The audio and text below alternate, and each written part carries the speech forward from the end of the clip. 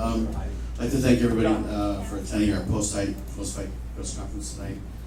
We had some great action. I mean, the fight that was the main event. It was an unfortunate situation that he got hurt. People got hurt, but out of it, we're going to get a great fight between Chandler and Benson. And we had another great announcement, which was the signing of Rory McDonald, which we actually did not ink until this evening. And so I'd like to just introduce Rory McDonald and say a few words for his welcome to Bellator. What bouncing, please? Well, it's an honor. It's been a long time in the making. I've had a lot to consider in probably over a year, and we've been in talks with Bellator for a long time now, and it's gone back and forth with the UFC, and we put a great deal together. We're going to build a great business together. Bellator believes in me. I believe in the company, and we're going to take it to the next level. We're going to take over. So if you guys could raise your hands and wait for the microphone, ask some questions. Rory, can you talk about the free agent process and maybe name some of the factors that led you to eventually sign with Bellator? For contract negotiations, it went pretty well. It went pretty smooth. Scott and the guys here at Bellator, they're very professional and easy to talk to, and very approachable. So, right away I knew there was a good vibe between us. So I had it in my mind that I was going to end up here. It was just a feeling, an intuition. So, I'm really happy with the way it worked out. And the deal, I couldn't ask for better. They're treating me excellent already. Would you say it was closer to being a fun process for a professional athlete, or was it closer to stressful? Like, can you talk about going back and forth, restless nights, maybe no sleep, and ultimately coming to a decision? No restless nights, maybe for my manager, but I felt confident going into this negotiation. I wasn't too stressed, I know my worth, and I was sticking to it, and now it's just about putting on a show, getting out there and taking that belt. I heard 2 weight classes. You are interested in 2 weight classes. Where do you want to start off? 170 for sure. I wanna challenge the champion there. I wanna go up 185 and take that one too. Good questions? Front row? James from the Urban Complex. Rory, do you have an idea of when you want to have your first fight in Bellator? It's gonna be in 2017. I'm gonna say summer, but we'll see what happens. Could be before that, but definitely 2017. And for Scott, obviously, Rory's a big superstar in Canada. Is Bellator going to focus on the Canadian market for this year and on? I mean, I think that we definitely will go to Canada with Rory. I think that it's a great opportunity. He's a big star in Canada, so one of the major markets will definitely go in 2017 when Rory's ready. Question for Rory over here on your left. When Benson Henderson came over, he got an immediate title shot. Is that something that you're looking for as well? Yep, 100%. At 170. Yeah. Scotty, you get into him? I mean, that's a long time from now. I mean, that could happen in our division. I mean, listen, I think we have the best 170-pound division in the planet right now. If you think of Koreshkov, Paul Daly, Rory McDonald, Lima, MVP, Fernando Gonzalez, I mean, it's a stacked division. So a lot's going to happen between the time now and the time that he's ready to fight. So let's see how those other cards play out, which we'll have announcements probably the next month as to what we're going to do with that division. But we have some exciting things happening, and you know me, we like to mix it up a little bit. So we'll see. Rory, is there a reason you want to wait basically a year to fight again? Is there? I want to give my nose 100% time to heal. Last time I didn't treat it the way I was supposed to. I was too hungry to get back in the gym to get in there and spar with guys to fight. And that's just in me to just go all the time. but I really have to pump the brakes on this one because I can't be taking a year off between every fight. That's just not what I'm about. So once this I'm gonna give it the time it needs to heal, you know, back to 100%. Then hopefully I can fight once a quarter, you know, yearly quarter. So that's the plan. Had you attended a Bellator before, or was this your first? This is my first. What were your thoughts on the night, and can you compare it to what you've been used to from the UFC promotion? How you differences, things that stood out to you? Big difference.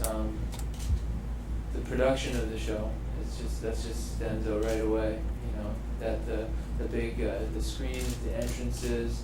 You know, it's just they do it bigger. They do it right here. It's a fight show here. You know, they want to promote a fighter. They want to build it. It's just, you know, it's not generic where everyone's wearing the same thing. You know, we get to be our own individual self and promote ourselves. You know, whereas you know, where I was before, everyone's wearing the same uniforms now. We're all walking out of the same boring, you know, dressing room or the gate. You know, it's boring. People are tired of that. Question back. Here, Roddy, when you say that UFC didn't match the offer, that means they didn't offer you anything, or they get close to it? They offered, and they gave a decent offer, but you know, I just don't feel it was anywhere near you know, what Bellator was giving me, and you know, there's also other factors that aren't monetary. You know, there's a lot of opportunity that Bellator is giving me.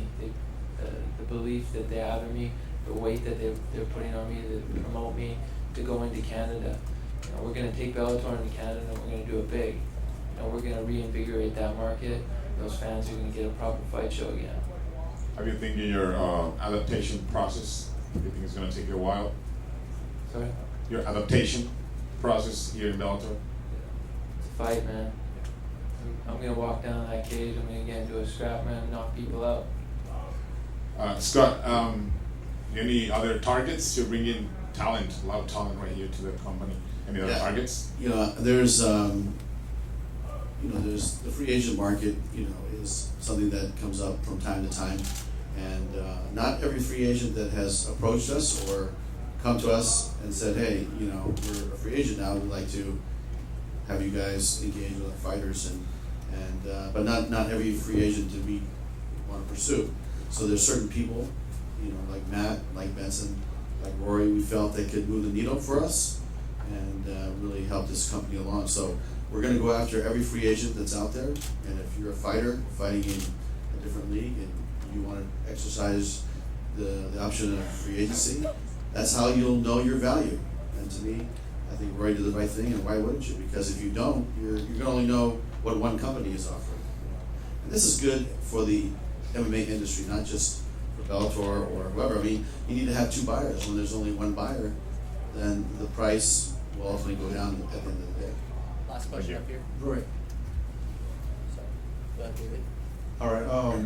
Couple questions for Rory. I'll start first with Twitter. I mean, you coming over, we've done I think over 100,000 social media impressions alone, and some of the questions that come up are, how much did the Reebok deal and the UFC sale factor into your decision?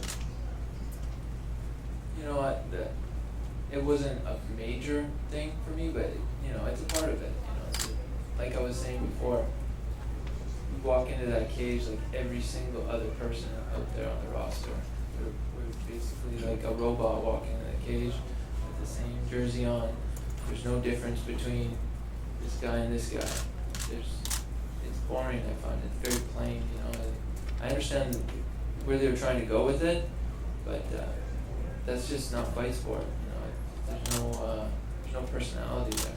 Is it more of you feeling not appreciated? You made 59,000 your last two fights when you've had multiple fights underneath your belt, and you got guys making a lot more. Did that have to do with your tenure with the UFC, what you did for them? Before that, my title fight in the UFC, I was all about just the fighting. You know, I always was like, oh, the money will come. I'll deal with it when the time is right.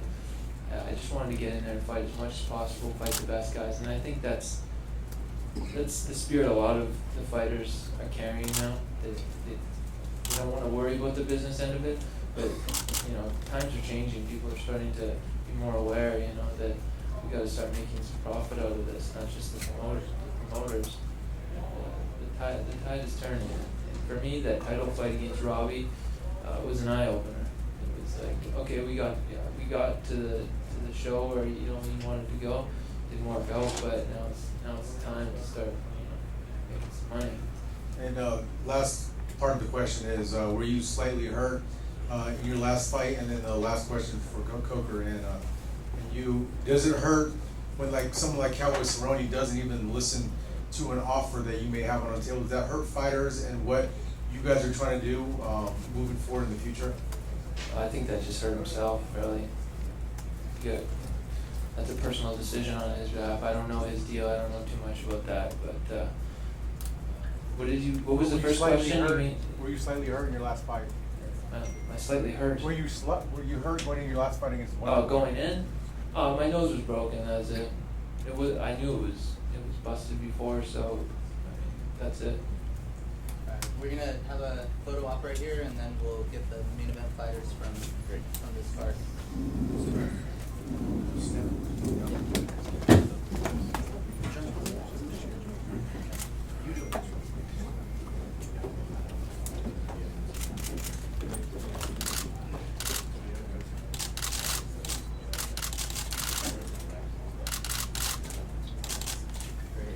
All right, thank you guys.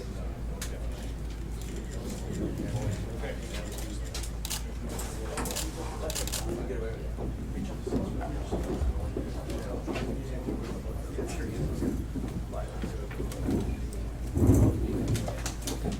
to introduce John Slusser, president of Spike Sports. I just want to say thanks for everyone too for coming out. We had a fantastic start to this weekend. You know, there was a lot of planning, doing 2 shows in one weekend, and obviously it was a great start. The fans were fantastic. They were loud. Anaheim and Orange County's got some amazing fight fans, and they came out in force tonight. So that was a lot of fun. I have to say we were off for a few weeks, and to come back in this fashion was good. It was good to be back. Good to be fighting again.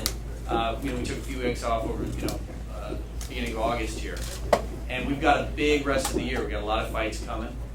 I feel like November obviously is shaping up to be an absolutely huge fight. So it's going to be a great to end to this year, and I'm looking forward to it. We've had great fights tonight. We got great fights coming up again. But I just want to say thanks to all the fighters. Amazing fights, some new talent really showing off their skills tonight, and to our production teams who are going to be spending the night. We're going to do it again tomorrow for the PBC. Of course, you're all welcome to come back. We have a great fight tomorrow, and hoping we'll see you guys tomorrow. So thank you, Mr. Coker, for a great night. Thanks, John. At this point, why don't we just open it up to the fighters for any questions from the media? Question over here. First question for Benson. You were visibly upset, and I actually heard you yell out, "Who played that song? Who played that song?" Can you talk about that a little bit? As fighters, we're pretty emotional individuals, and especially right at that time, right at that moment, we're pretty emotional, we're pretty worked up. So I think I might have had a slight little bit of an overreaction. I apologize for acting like a child in there. But yeah, I was upset that they kind of misplayed my walkout song. I think my walkout song was a pretty decent staple. People know what my walkout song is, and they got it wrong. So I was upset a little bit more than I probably should have been.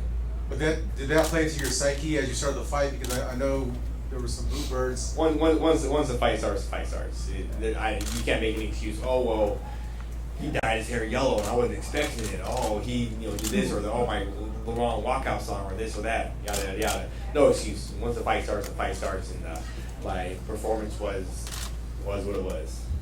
Now, in the freak injury that happened, you said in your post-fight interview that it was due to you checking the kicks. Yep. Do we know, is that what it was from, or was it how he stepped? No, it was pretty confirmed. It's from the check kicks. After the whole Anderson Silva thing, people started working on the whole check and kicks things. Our gym copied like everybody else does, and we started practicing checking kicks, and not just like checking, but doing a knee check, leaning into it a little bit. And I would have never guessed. I would have never put any money on me winning the fight from check and kick. But you know, if Chris Weidman takes a W that way, I'll take a W that way too. And lastly, what were you a little bit drawn out from the weight cut down to 55, and what was your game plan going into the fight? I don't think the weight cut had too much of a negative effect. Obviously, the weight cut has an effect on your performance, period. But I wouldn't say it was too much of a negative effect. And going into the fight, the game plan was to go beat him up, and I got my hand raised. Question for AJ. You look pretty impressive out there, explosive. You're under the spotlight a little because of your dad. Is that added pressure because of that, and you're kind of fighting close by? For me, no, man. When I'm in there, there's no pressure. You know, I'm in there having fun, doing what I'm supposed to do, and that's put on a show for the people. So, as far as my dad, you know, it just pushes me to train harder. You know, just having that last name McKee, everyone definitely thinks I'm gonna go out there and wrestle, but at the end of the day, I'm gonna be in there letting my hands do the talking for me. You know, so I just love to put on a great show for the people. Question in the back over here. AJ, Derek Buff from MMA Latest here. When you had the arm triangle on the ground, how close was it to being stopped, do you think? Honestly, I was sitting there with it, and I was like, arms are burning a little bit. I don't know if I want to put too much energy into it. So I didn't feel it quite under the neck. That's kind of a hard choke to finish. So I just kind of passed it by and started looking for other options, you know. Just didn't want to spend too much time, too much energy on it. Right. How close do you think you are to that title shot? Whoever, whenever, man, sign that dotted line. Hopefully, I want it in 2 fights, you know. I want to be the youngest champ ever. 21, John Jones has got it at 23, so ASAP, I'd say ASAP. I'm putting in the work, and I'm not going to stop grinding. I'll be in the gym Monday, so grind's still going. And now you're young, you're 21 years old. Now, when fighters get older, they tend to put on more mass. How long do you see yourself at 145? Do you think you can stay there at 5'10"? That frame? Right now, yes. So that's why I'm trying to get that belt as soon as possible. You know, I feel at 55s I will be a lot bigger and a lot stronger and a lot more explosive. So only time can tell, man. I gotta just keep taking it one fight at a time and keep making a name for myself. So I'm gonna keep doing what I have to do. Great. Shinzo, next question. That uppercut that you landed, when you had him on the ground before and you were throwing the strikes on the first shot that you hit with that overhand, did you think it was going to be finished after that? After the first knockdown? Yes. Well, yes, I realized that I can finish the fight, but I realized he was blocking my punching, my technique, so I didn't want to go to the ground with him because I watched a couple of videos from him and he has a good jiu-jitsu, and I prefer stand up and do my technique because I was confident knowing stand-up technique. Question for Georgie, question for you. Your first fight with Bubba Jenkins ended be a choke. Second fight, be a knockout.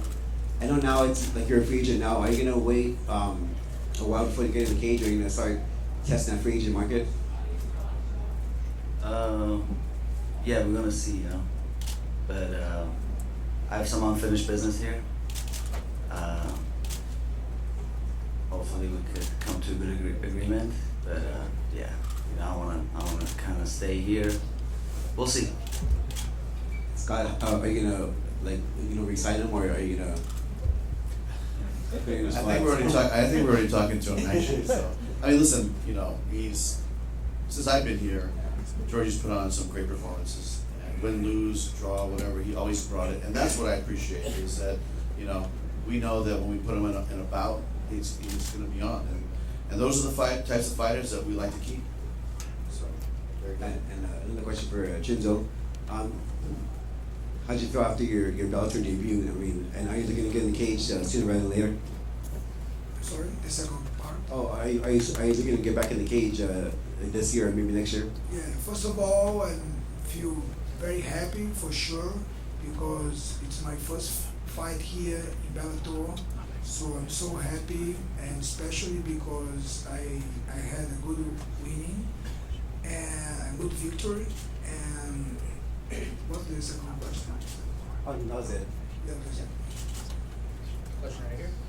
Georgie, can you talk about when you caught his kick? You know, you had his foot.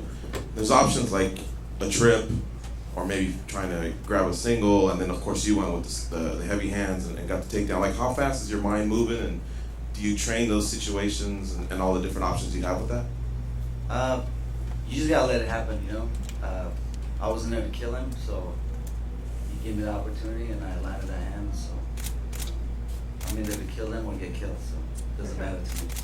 You had a large contingent from the IE, I imagine. Could you hear that? Could you feel that? I mean, they were probably some of the more vocal crowds tonight.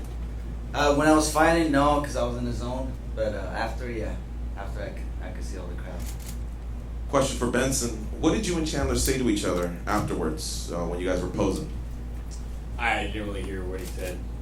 To be honest, he mumbled something, and I was like, "Yeah," or like, I'm not sure what he said, but I'm sure it wasn't anything like, too positive towards me. So I was like, "Yeah, okay." And can you talk? Well, what did you say to him? That was it. It looked like you uttered more than that. Nah, that was pretty much the gist of what I said. Yeah, okay. Overall, there's respect there, or like are you two athletes that get along, or have you guys ever had any friction? I haven't had a problem with any of the guys I'm going to face off against or about to face off against, or guys I've fought in the past. I'm a pretty laid-back individual, so I haven't had a problem with anybody. I don't think I have a problem with Chandler at all. Josh. Benson, first off, this club that you're in, this UFC club that's coming over to Bellator, it's growing now. Rory's another one. What are your thoughts on the expansion? Sort of you guys coming over, the guys that are choosing to do that, and you talk. I mean, of the UFC fraternity. Do you guys talk amongst yourselves about the experience here? What's it like?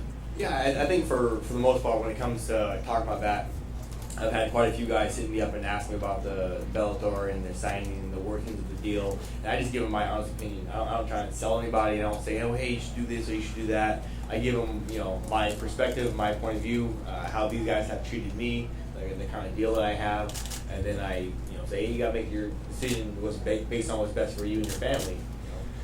But I give them, my perspective, my point of view, how they treated me so far, all that sort of stuff, and then, they make the decisions that they make. Rory is still pretty young at 27. Did you know him at all? I mean, have you? Oh, we fought in a couple of cards together. So like most all the UFC guys, like, are the fighters. Like, you hang out a little bit. You're on the same fight card, so you're at the hotel for the whole week, all that sort of stuff. So we've talked before in the past. He was on a couple of my cards. Nice kid. Are you expecting more of this? Do you think more guys will come over? I think absolutely. Scott, bringing over fighters like Benson and Rory and other fighters, Phil Davis, who are all, still top of their game in terms of their mixed martial arts, and combining it with kids like AJ and Joey Davis and these prospects that you're signing. Can you talk about your philosophy now in sort of building a roster? You've been here a couple of years. I know you always lay the groundwork, and you talk about doing things now and doing things for the future. So how is that coming together? Yeah, I mean, I think we're really ahead of the game. And when I came to Bellator, they had a good roster. We started strengthening guys that were entertaining, like Paul Daly, Melvin Manoff. But I knew that we had to start building our own guys, because you need to build them from the ground up, as well as maintain the base that you have, but also free agency. And that's how we built the last company that I had, right? Was we sprinkled in some free agency, but we built Luke Rocco, we built Daniel Cormier, we built Tyron Woodley. These are guys we found from the scratch, right? And I think we're very good star identifiers. We know how to build stars in this business, and that's what we're doing here. I mean, it's the same formula. We're going to build. I mean, I was telling AJ, I said, this kid's so talented, and I followed his dad's career as well, because he was in MMA, and I said, I think you throw more kicks and punches in one fight than your dad did in the whole career, right? On his behalf, they never paid him to fight. I still train with my dad every day, so pay him to fight, and he'll fight. Okay, He'll so show you guys something you've never seen. So maybe we should talk. I've never promoted him, but maybe we should talk to him. Maybe he can charge us per kick per round, or punch per round. But honestly, we have some unbelievable talent. You guys know we signed some of the best wrestlers. We're going after some different group of fighters, but we're in the business of building the next stars, and I think we have such a great crop of new guys and new girls coming up. Some that you guys know, some that you don't know, some we'll be announcing soon, and then then you sprinkle some free agency, man, and then you have a great, robust roster, and that's where we're headed. Question in front of George. Staying with Scott, I noticed you've been checking your phone, and did you happen to hear in the back, or maybe an update on Pitbull, what the actual injury is? Like, is there a break or I'm a trying to get sprain? some more information, but I don't think, do we have anything yet on him? Fibula or whatever that little. Fibula is it broken? One of them is broken. Yeah, it's broken. So he has a broken fibula, is what I'm told. But we'll get you guys all the details. I don't want to speculate, but he's probably on his way to the hospital right now, and as soon as we get some more information, And for I'll give it to you. okay, thank you. And for Derek, talk about that fight. I mean, the first round was very close. Second round you took. Going into the third, do you think it might be 1-1? And overall, just what you think of that scrap? It had a lot of tension. You guys were stalking each other before the fight, and you guys got down. There was almost some finishes, so all around a great fight. I thought I won every round, but he came to fight. He was tough as hell. I was ready for that. Yeah, we were stalking each other in the beginning of the fight, but we're about to fight, so it's nothing personal or anything like that. We're professionals, and I just wanted to put on a better performance. I had a couple mishaps in my camp, kind of took me back a little bit. I could have been a little bit more of a display, I think, but I still think I put on a better display than Benson, who's going to get the title shot, and I'd like that myself. Question for Joey Davis, right here. Now you fought. This is a huge card you were on. One of you're a local guy as well. Did you have some jitters going into that fight? Hell yeah. I mean, yeah, I did. I had a lot of people here, and I just wanted to show Bellator what I can do, and I thought I could do a little better, but I should have do more combinations. I thought we were just throwing 1-2 punches, but the guy was tough, man. He could take a beating, man. Those are the ones I hate. And starting from where you're at right now, what do you have to do to work your way up to? Does that play a factor in your mind? Like, all these guys are ahead of me, or is it just one step at a time for you? Yeah, one step at a time. I feel like my cousin's ahead of me, a lot of people ahead of me, but I'm a quick learner, man, and I love to win, and I don't like losing, period. You can tell by my wrestling record, but I think I'll be there pretty soon. It's just going to take a little time, and I thought I did okay today, but I could do a little better. Question for Derek. I thought that was maybe fight of the night right there. You showed a great display of boxing. You were bobbing and weaving. Do you have a boxing background? Yeah, my boxing coach, Bernie Navarez, Navarez Boxing in Vista, California. I don't think anybody's gonna mess with me in the hands, so I'm ready to strike with anybody. And then when it went to the ground, I think you had like a Kimura, or that looked like it was close. What were your thoughts when you guys were tumbling around? I think it was the second round. Yeah, I'm not really known for my ground game, but I got it, and I just like to punch people, for sure I can tap people out. Trust me, we were rolling it out, and I just felt like I had it on him. I guess I don't know. I just did my thing out there. I think you're talking about the triangle to the omoplata. Right. I should have went for it a little sooner. I think actually. Did you have any hesitation of thinking that the decision might go against you? Because there's a lot of fans for him, and then to follow the last question is, what will it take for you to get a title shot? Are you calling Benson out a little bit? Is that what? Yeah, sure, whatever. You know what I mean? Like we can fight. You know what I'm saying? I need to fight. So let's do it. I'm ready to fight. Like I said, I didn't even have the best camp right there. So I'm ready for title shots. I'm ready for big fights. I'm ready for everything.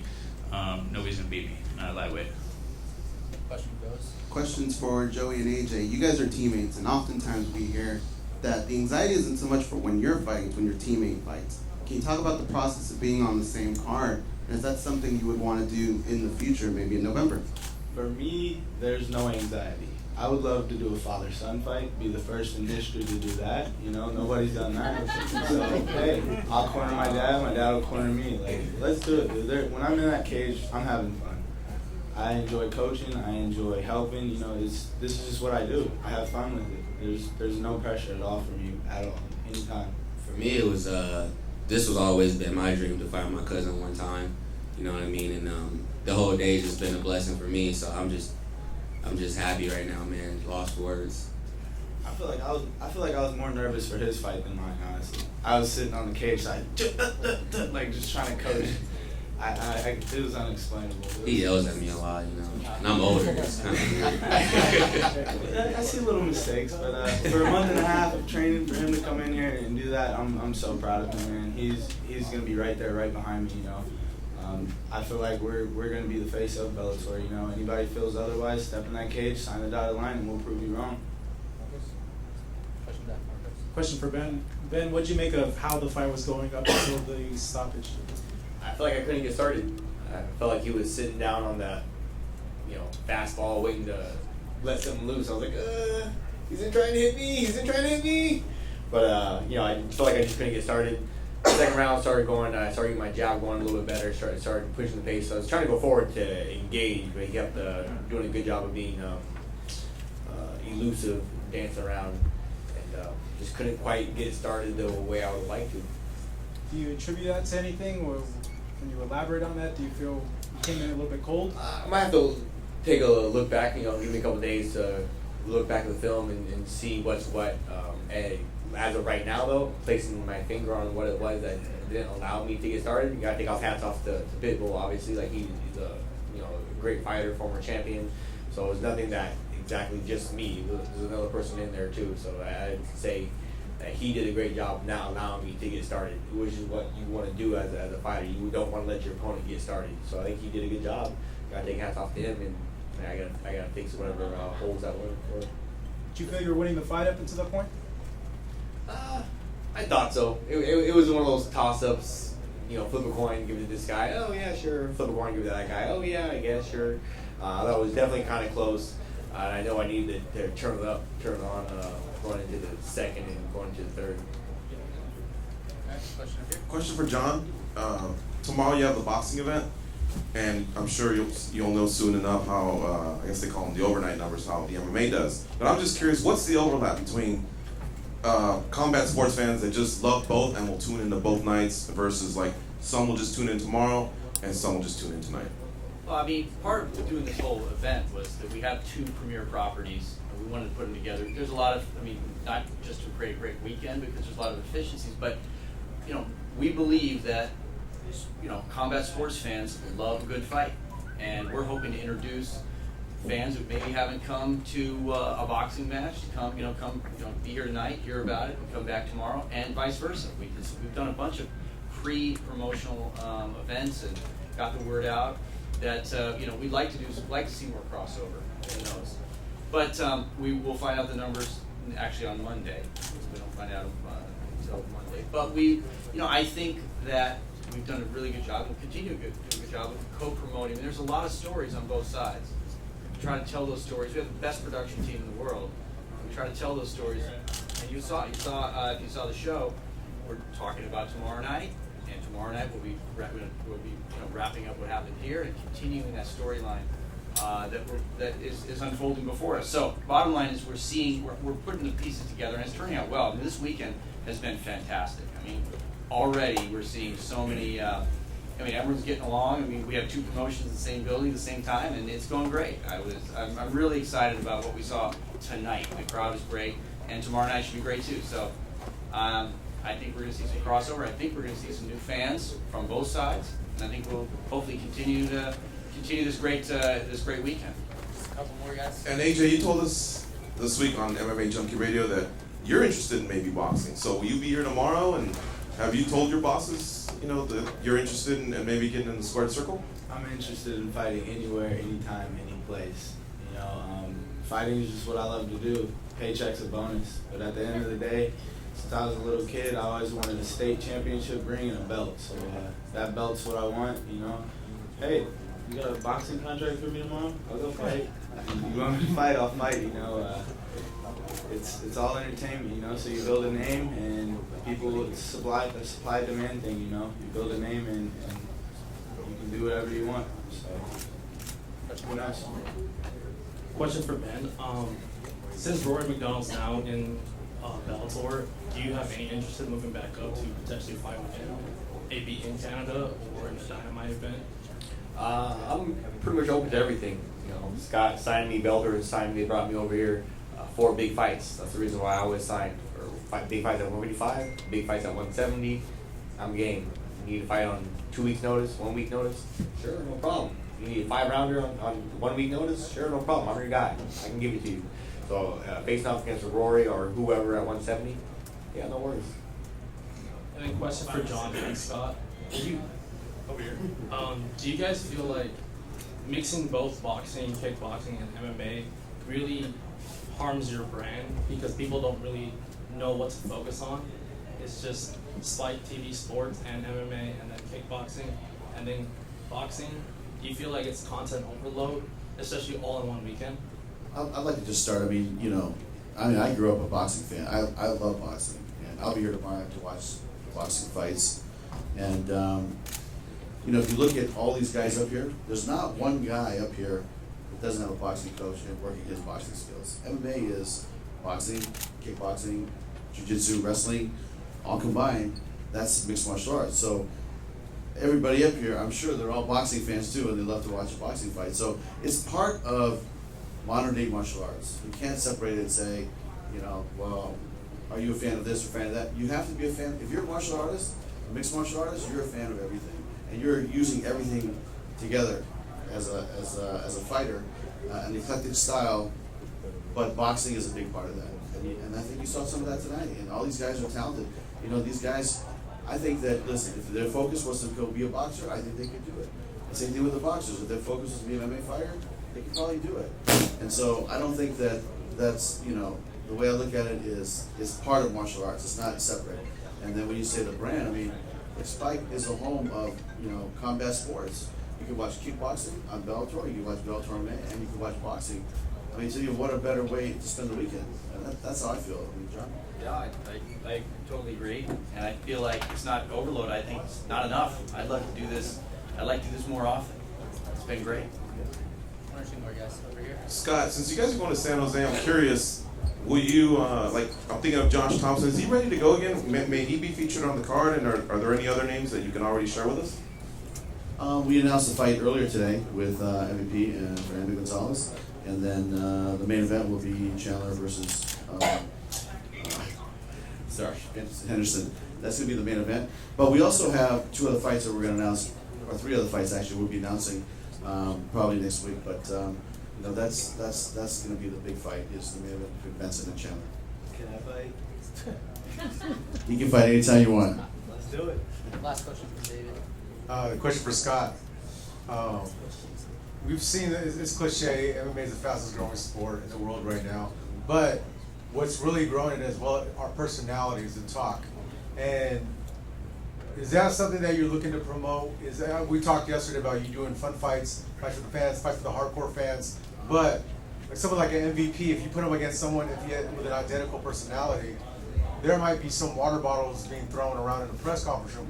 Do you want something like that to happen? Is that because it draws more attention to the sport and personality? I know Benson's shaking his head.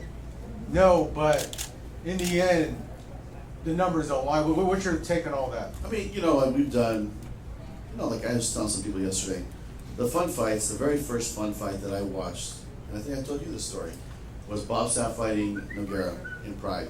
And Josh probably knows which Pride it was. It was Dynamite. It was a Dynamite show, right? And it was the very first Dynamite show, right? That big stadium show. Yeah, it was a stadium that had 80,000 people there. It was an amazing show. But Bob Sapp, who was a pro wrestler, football player, comes and fights Nogueira, who's a skilled jiu-jitsu fighter. And it was one of the funnest fights I've ever seen. And then I would ask, Mr. Ishii years later, why would you do that fight? Or why would you have Aki Bona fight, who's at, 500 pounds, fighting Boyce Gracie at 175 pounds? And he said something that really stuck with me all the years later. He said, when Ernesto Hoost, who was a champion at the time, fights Peter Arts, the hardcore fight fans watch. But when Aki Bono fights Boyce Gracie, the whole country watches. And we've experienced the same thing. There's some athletes that cross over to, just the general public audience, right? And that casts a little bit bigger net than maybe just the hardcore fight fans fight that they want to see. So we've done both, and we're going to continue to do both. But I will say this: 90% of the fights that we've done have been for the hardcore fight fans. we're gonna continue to do that, but once in a while, if you see something that's gonna be fun to watch, we're not gonna be afraid to do it. Can you just, address the personalities? Would you be, if you saw bottles throwing around, is that something you'd be okay with and know that, okay, it's gonna draw tickets, or is that something you never wanna see in your promotion? But here's the thing, at the end of the day, you know what, that's, you know, I know what you're talking about, but, and I don't wanna even address that because, you know, part of that is show for the fight and build up of the fight, and so, you know, I think that's what you're seeing, you know, is it something that's part of the fight game? I think it is part of the fight game, but for me, is it my style? Really, it's not, it hasn't been my style, you know, but to have a matchup that is intriguing, like, to me, Boyce fighting, when Boyce fought Ken Shamrock, right? People were like, oh, some people didn't like, but you know what? We had 3.2 million people watching that fight. Those numbers are undeniable, right? Because it casts a little bit bigger net than what the hardcore fight fans want to see. So, you know, Spike TV is an entertainment property. We're going to continue to entertain. All right. Thank you, everybody. We're going to have a group photo, and thanks for coming.